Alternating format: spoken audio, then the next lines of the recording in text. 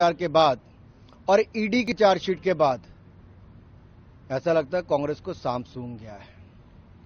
चोर मचाए शोर, और ये देशव्यापी जो शोर मचाने का काम कांग्रेस कर रही है, इस शोर मचाने की बजाय जवाब देना चाहिए कि अगर 1938 में नेहरू जी ने इस पेपर की शुरुआत की और 2008 में चलाने लायक नहीं रहा, और 2010 के बाद ऐसा क्या होता है कि एक यंग इंडियंस नाम की कंपनी बनाई जाती है, 76% शेयर सोनिया गांधी जी और राहुल गांधी जी लेते हैं, ऑस्कर फर्नांडिस जी को दिया जाता है 14% शेयर।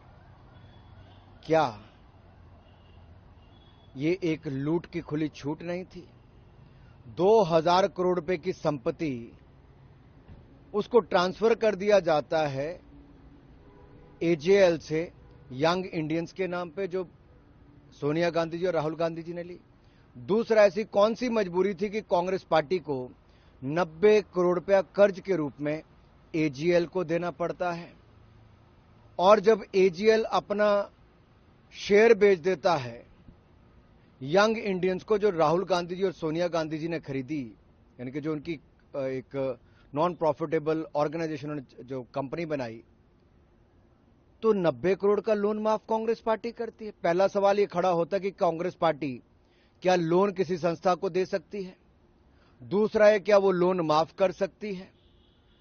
तीसरा, ये जो जमीन जो बहादुर सफर मार्ग पे दी गई थी 0.33 एकड़ करके, ये तो बहुत कंसेशन वाले रेट पे दी गई थी अखबार चलाने के लिए। अखबार चली नहीं, लेकिन किराया करोड़ों रुपए का लेना शुरू कर दिया, बड़ी बड़ी कंपनियों से लेना शुरू किया। आखिर एक किराया किसको जाता है? सवाल ये खड़ा होता है। फिर एक और सवाल खड़ा होता है कि ये अखबार क्या दैनिक है? नहीं, ये अखबार साप्ताहिक है। तो जितना दैनिक अखबार को, डेली न्यूज़पेपर को पैसा नहीं मिलता, उससे ज्यादा एक साप्ताहिक न्यूज़पेपर को कैसे मिल सकता है भाई?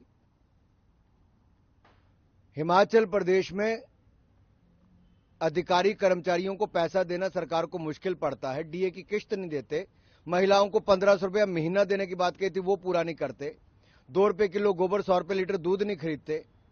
ये सारे काम होते नहीं, लेकिन नेशनल हेराल्ड को करोड़ों रुपया 12 दिसंबर 2022 से लेके 20 फरवरी 2025 तक कांग्रेस की सरकार देती है।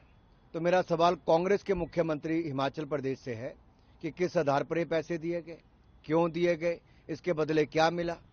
हिमाचल में कितने लोग नेशनल हेराल्ड को पढ़ते हैं?